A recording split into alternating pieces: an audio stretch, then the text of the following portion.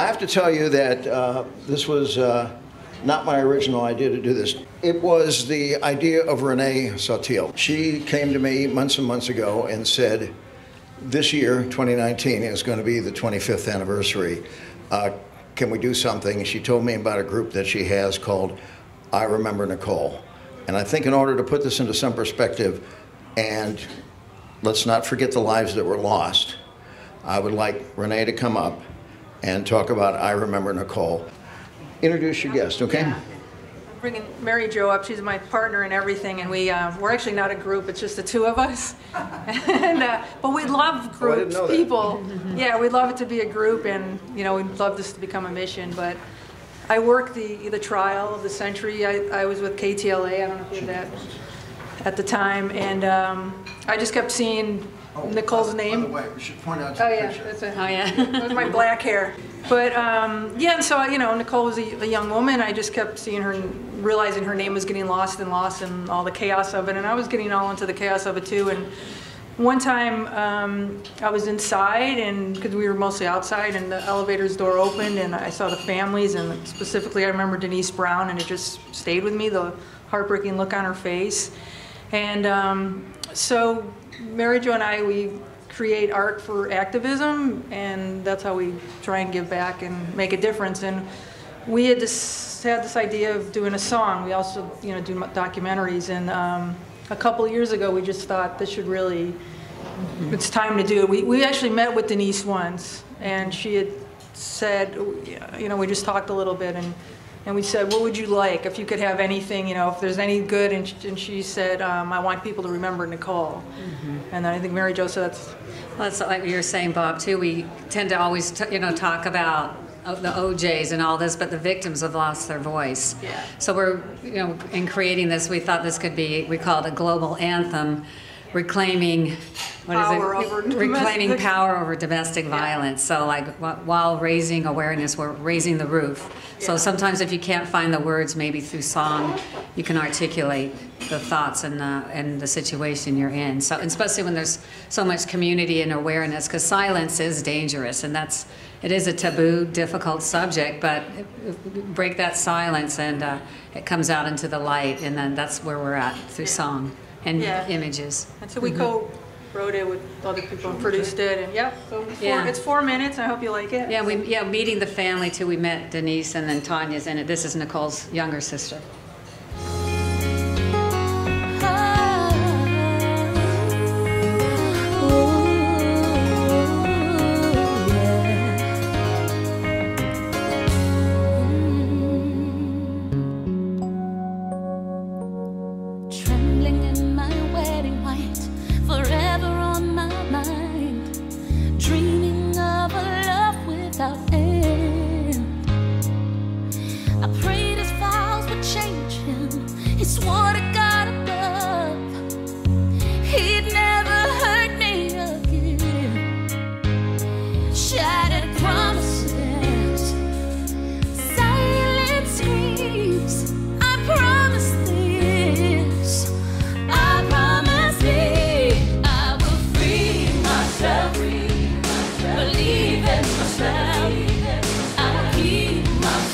Safe and whole.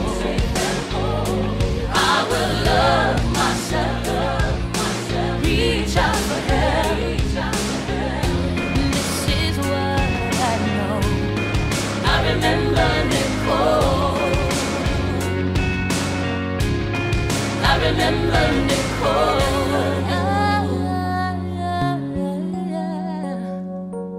Silently I close the door.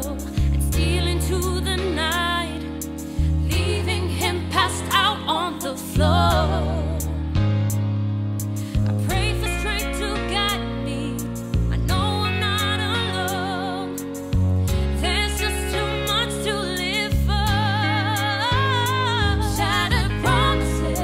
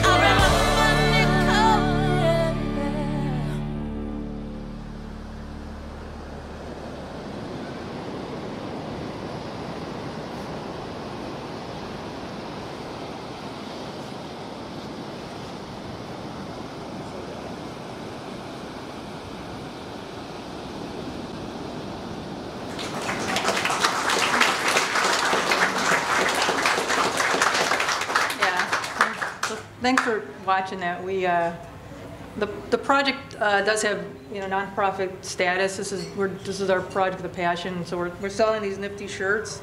But I will say I wear this. We got them a few months ago, and I wear it every day. But I have a couple, and I mean, so I don't want you. I know someone says as long as you wash it, but no matter where I am, whether last night we were at the museum, at a jazz concert, or the grocery store, or construction workers, someone always says something and says, Nicole who? Or is that, and they know, and they just, and then they proceed to tell me where they were and how much it affected them. But also, just to tell you real quick, there's a crime museum in Tennessee, and that's where the Ford Bronco is. I don't know if anyone saw the Dateline special a few months ago. And starting next week, they're going to have a section on Nicole, and this will be the first time. And the family gave them some items and her china and silverware, and they're showcasing our video there.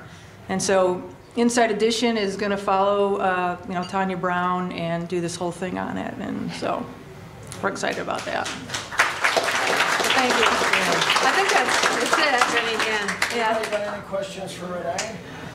Renee, where is this video available so that people can see it? Well, we have it.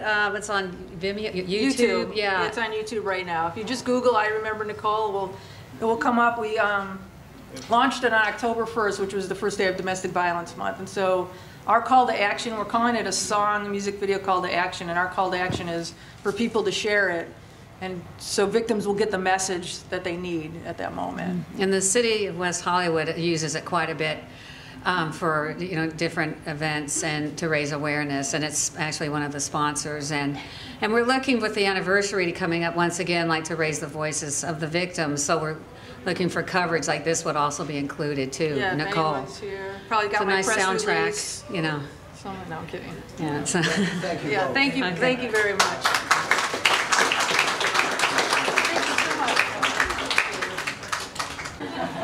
Carolyn Fox. Carolyn, for 35 years, was the executive director of the Radio and Television News Association, and she is now publisher of the Hollywood News Calendar. And it was Carolyn, along with Howard Fine, that made Camp OJ possible. And so I asked her if she would talk today, and she's graciously consented to do it. And I think you got some giveaways, right? Yes. Oh, okay. All right. Let's keep them tuned here. Carolyn Fox. Hi. My job was to oversee the press room and Camp OJ. Hold on a second here. Yep. Step up Sure. right here. Okay, everybody hear me? Okay. So when they showed me the room where for the press room, I was excited. It was a big room, plenty of room for the stations and radio. And I said, this whole thing's going to be a cinch. And then, yeah, Millie's laughing. She was president of RTNA then. So anyway, then I learned that CNN, ESPN, and ET also wanted space in there, and we had to give it to them. Well, they bought it. But anyway, and radio was fine. They were along the wall, but then there was one radio reporter who was very loud, and they couldn't file their reports while he was talking. So we had to move him into a corner and put a baffle around him, and I had to convince him that he was lucky to get that spot. He was thrilled.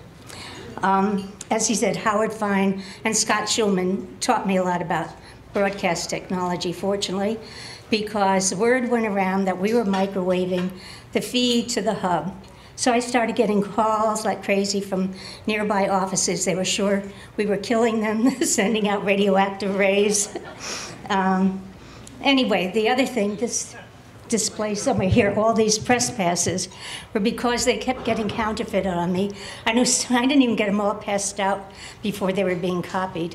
And I finally found one with gradient square on it, and they couldn't copy that, so that was the end of that. But I do have a lot of extras that when you leave, you can pick them up outside if you want to take one with you. Not all, something was funny. We had a foreign network come, and on a Saturday, they arrived in town. They had to come out to my house and pay me right away. And I said, well, you can messenger a check, whatever.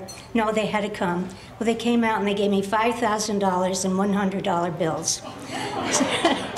Fortunately, Jack was home, and he went over to the bank to deposit it. And I told him not to sniff it because we knew what they did with $100 bills. And I have a disclaimer. Yetlock and I had to pick the pool reporter. Now, none of the TV stations wanted their competition on their air, so they were ruled out. And then, excuse me, Yet couldn't give anybody from CNS. So then it left AP, and the LA Times wanted it. But so Yet gave the LA Times the photography pool, and we gave Linda Deutsch the TV pool, and it had nothing to do with her being our BFF. She was very good, as you all know. And then we went to Camp OJ, and I had to set up the trailers. We had listening trailers there and porta potties, and I said I did everything except the windows. This picture back here was the space, right? Yeah, there's Howard and they, as they're starting to set up there. Obviously, it wasn't filled up yet. They came from all over the world. We just didn't expect all this. Then two things happened at the camp.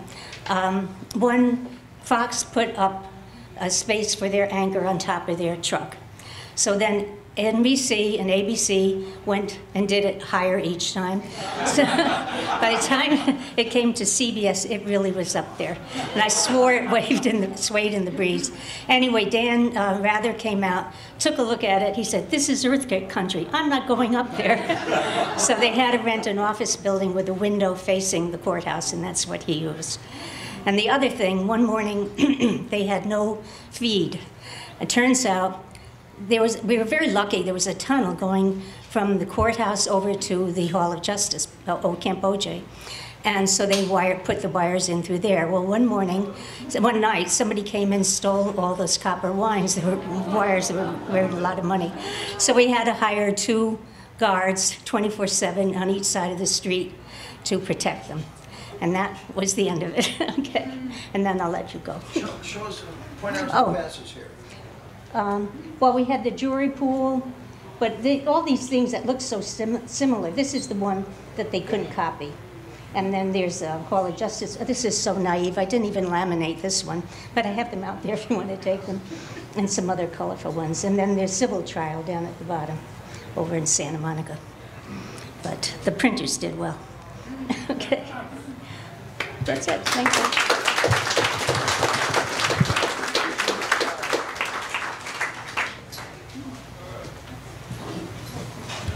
I'll bend down because our next guest is a little shorter than I am.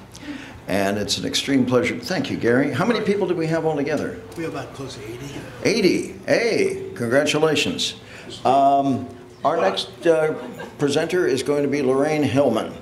And Lorraine has a book which is called Lifetime of News, which you may want to read. It's her association with crimes over the years in which she's done a great deal of research. I met her, like most of you did, at Channel 2. Before that, she was at the CBS television network doing CBS News. And after she left Channel 2, she was hired by ABC Network News. Moments. How about a big round of applause for Lorraine Hillman? Thank you. Thank you, Bob Tarlow, for inviting me, and it's great to see so many familiar faces. Oh my God. And I have written a book. I work for 17 news directors. They're all in here. Is that a world record? I think so, probably. Yeah. I want to introduce my granddaughter, Kim Antel. She was my editor, and also she had a 40-year history with Channel 2. She was the Channel 2 baby in the station promotions. So you all remember her, right? Okay. Let's see, here we go. All right, the subject's O.J. Simpson. I did a lot of research. That was my job to do. No reporter went out of the station without background. This is before iPhones and, you know, all of that. And I researched background on every figure in the case, including you, Tom. you never know. We'll talk later, okay? And Johnny Cochran, I knew from his days in the DA's office. He was a prosecuting attorney. He used to stop by the newsroom, come into what we called the Bill Stout office, because that's where the fridge was and the beers, and Stout would hold court. So Johnny I was very familiar with him, and all the others I did background on, and I located the names of all the jurors and their addresses and had backgrounds on them, so that when the verdict came in, Channel 2 would be ready to go out the door. We couldn't talk to them before the verdict came in, as you know, and so that was where I did what I did for Channel 2. And then ABC News hired me to cover the civil trial in Santa Monica. We called it OJ by the Sea. My main function there was to go over the depositions, which had been taken months earlier, and compare them with what they were saying on the stand day of. I worked with Brian Rooney and with Cynthia McFadden. These are names, you know, and with anchors Peter Jennings and Joan London and Charlie Gibson, because we never knew when the verdict was going to come down. Pardon me, I'm really trying not to be raspy. What? No, go ahead. Sorry. Okay. And Barbara Walters, of course, and producer Shelley Ross. I don't know if these names from the past mean much to you guys. And so we were ready. I did the same thing, found the jurors, the alternates. We were ready with everybody when the verdict came down, a civil case. Oh, and then we put in a request to Detective Lang and Van Adder to be on our shows when the verdict did come down, and they kept their promise. They showed up on our lot and did Good Morning America and Nightline with Ted Koppel and, you know, all of the shows that ABC aired. Let's see here. And let's see, would you like a little humor? Yeah. Okay. My research reputation was far and wide. It even went as far as Washington, D.C. One night I was at the office and I got a phone call, and it was a former intern of mine, Greg, who was riding in a limousine with Secretary of State James Baker. Baker was giving a speech, and there was a fact in his speech that they couldn't confirm, and Greg said there was no place in Washington open for them to check it, and he wondered if I was still doing research. And so I looked up the information that the secretary needed and got a big thank you from him and from Greg. And I never told the story until I wrote the book, you know, but anyway, it's a long time. And I brought the book to sell. So, and then this is related to Simpson. ABC News assigned me to go out and interview Kris Jenner, who was a very close girlfriend of Nicole Brown Simpson's. So I'm at the house, and Kris and I are talking, and she's telling me about a party that she and Bruce Jenner had at their house, and OJ and Nicole were there, and OJ went ballistic and, you know, was abusive to Nicole, and Bruce had to ask him to leave. And she said it was a terrifying incident. Then while Kris and I are talking, in comes Bruce jogging, and he wanted me to ask Good Morning America producers if they would promote his book in exchange for the interview with Kris. Okay, so I called. The bureau chief was Clem Lane, if anybody remembers Clem, and Clem said, tell Bruce to take a flying, you know, and the answer is no. And if anybody knew Clem, that was not the terminology he used. Okay. Let's see if I had anything else on that. I think mainly, if anybody have any questions about Simpson research or the case, criminal or civil? Anything about research? Yes. I'd like to know how you kept your notes organized. Oh, I had research files. This is before iPhones and... I know that, so I would still like to know how you kept your notes organized. On 3x5 cards, on 8.5 by 11, into microphone, what? File folders, and on it was stamped "Return to Research Library" with my name on it. I think anybody who worked, Dave knows, anybody who worked at Channel 2 knows that. And I would get calls from reporters in the field, from other stations, you know, or other cities even, to do research for them. because it was widely known that I had an expansive library. And yeah, there you are. Any other questions? What was the information that the Secretary of State needed? Oh, I don't remember. Well, it was a little-known person in the speech he was giving. Yeah, I don't actually remember. And I do have the book for sale. If anybody has further questions. Thank you. Bob, do you have a question? I want people to know Lorraine's book, though, is about a lot more than just O.J. Simpson. Oh, yes. It's great. There's even a chapter about Dave Lopez. It's the shortest chapter. And there's a chapter about Bob Long, if everybody remembers Bob Long. He founded this group, didn't he? He founded the group, he came up with the name. The News Geezers was coined by Bob Long. Hey, once again, a hand for Lorraine. Now we're going to go to two reporters here to wrap up the people that I have officially listed, although I know there are a couple of others that want to speak. And the first one's going to be Dave Lopez. And again, his new bride, Deandra J, right behind. Deandra, wave. Deandra, stand up. Stand up. Stand up, stand up. This is Deandra J, who doesn't remember. Yeah, you remember OJ. You were in kindergarten, right, when OJ was on? Anyway, well, hi, everybody. It's nice to be back. Lorraine talks about, how many you say, 17 news directors? I got you beat, 21 for me. And on deck, and on deck is general manager number 23. So been a long time. I was covering Orange County primarily back in when the O.J. Simpson trial started. In fact, I was on jury duty the day of the chase. So I was sitting there, I couldn't get out of jury duty that day. But I remember I can't remember who the news director was at that time. They called me in and they said, we're going to move you up to the O.J. Simpson trial. So I was there every day. I was outside the courtroom. I never covered a circus, but I covered the O.J. Simpson trial. It was something that I don't think will ever be repeated.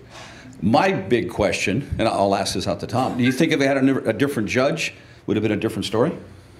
How much time do you have?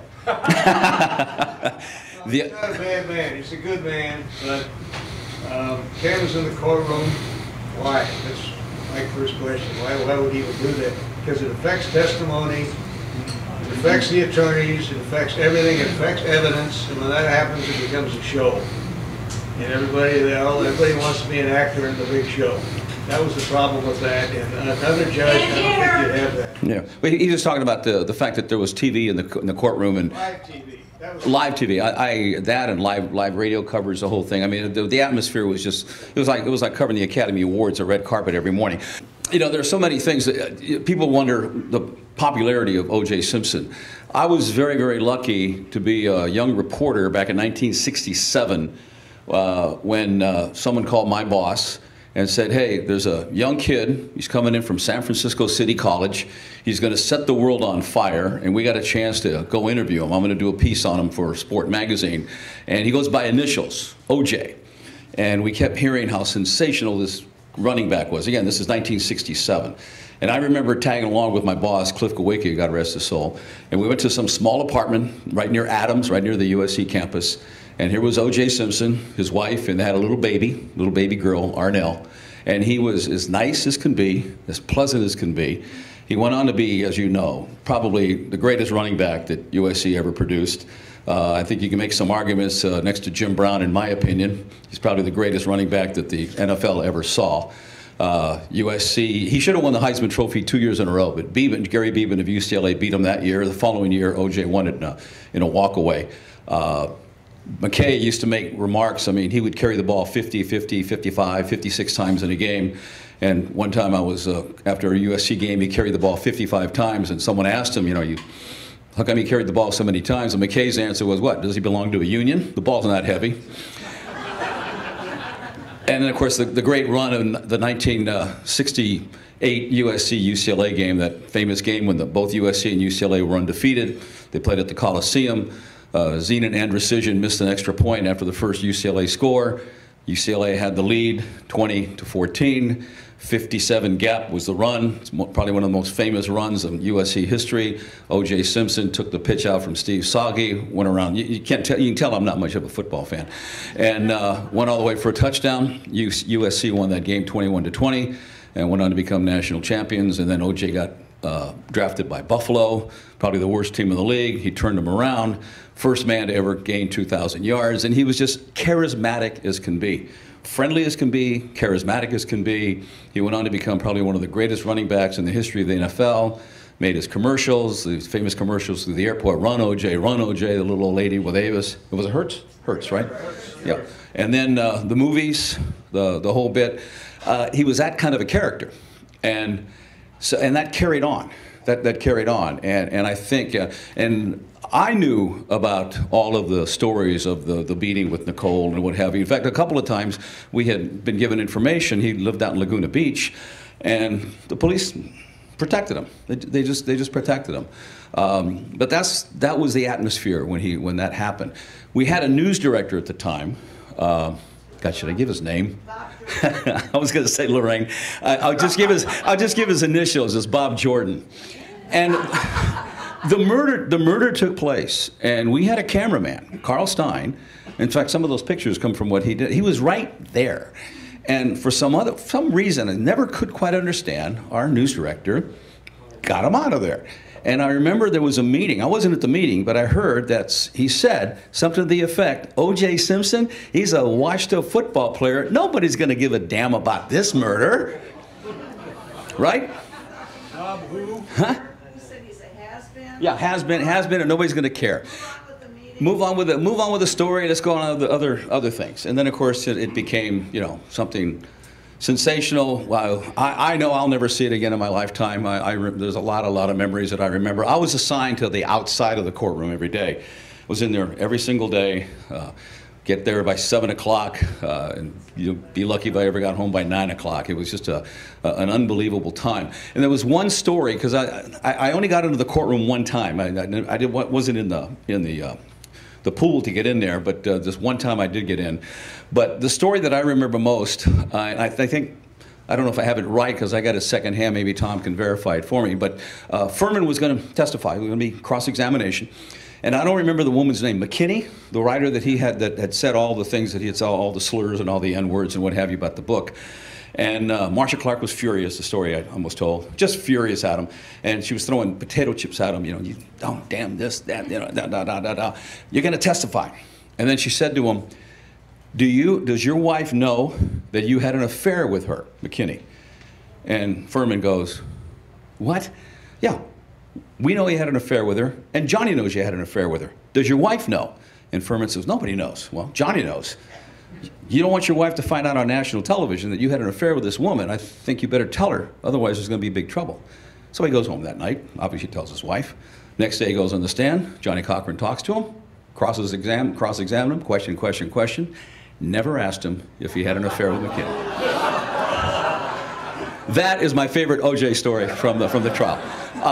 I don't know if anybody has any questions, but it was, like I said, I don't think we will ever in our lifetime see a case like this or a trial like this or anything that encompass. I mean, everybody remembers where they were. They didn't want to miss it.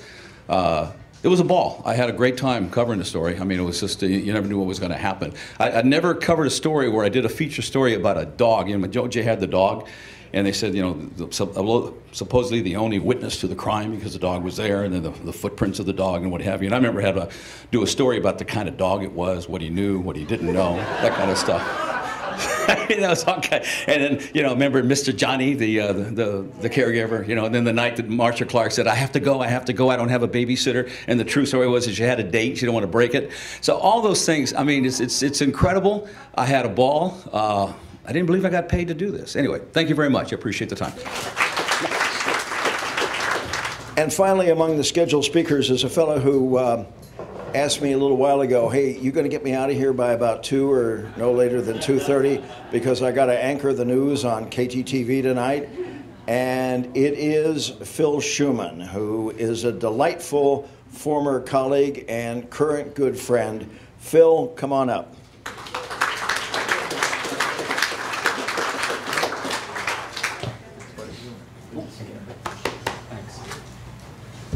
Bob Tarlow is the best producer I've worked with. Probably everybody would agree with that.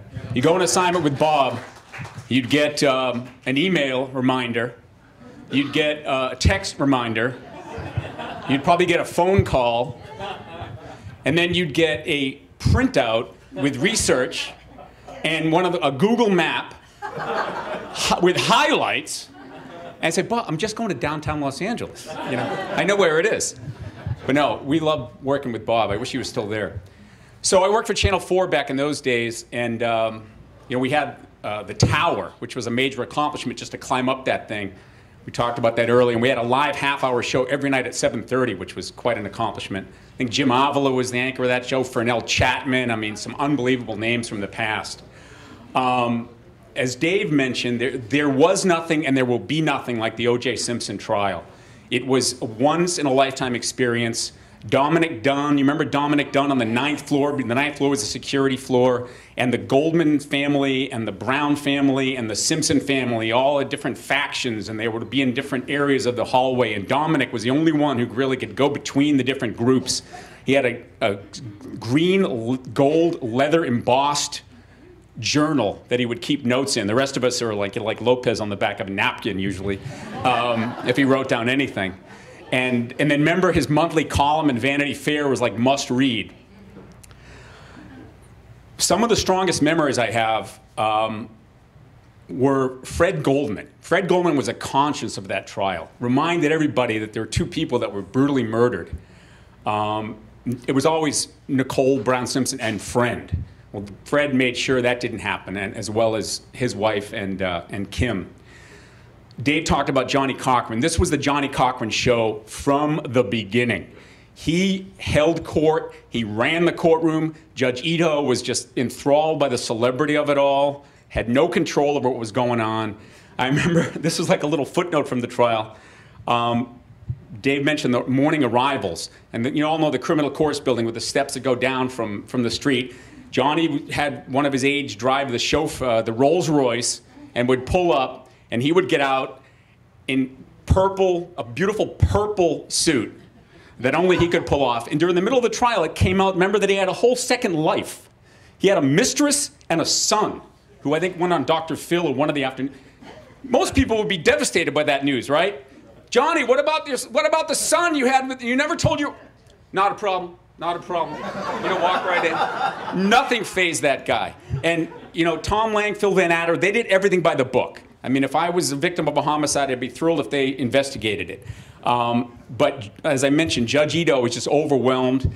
The defense 100% made up things, whether it was the planted glove, whether it was the contaminated blood. I understand, we all understand the concept of vigorous defense, but as Tom mentioned, I mean, blatantly lying and creating things goes way beyond that. And there was no question about that. I mean, everybody in this room believes that O.J. was guilty, I'm assuming. And they proved it way beyond a shadow of a doubt. But, as he mentioned, this case was lost when it was decided it was going to be tried downtown versus Santa Monica.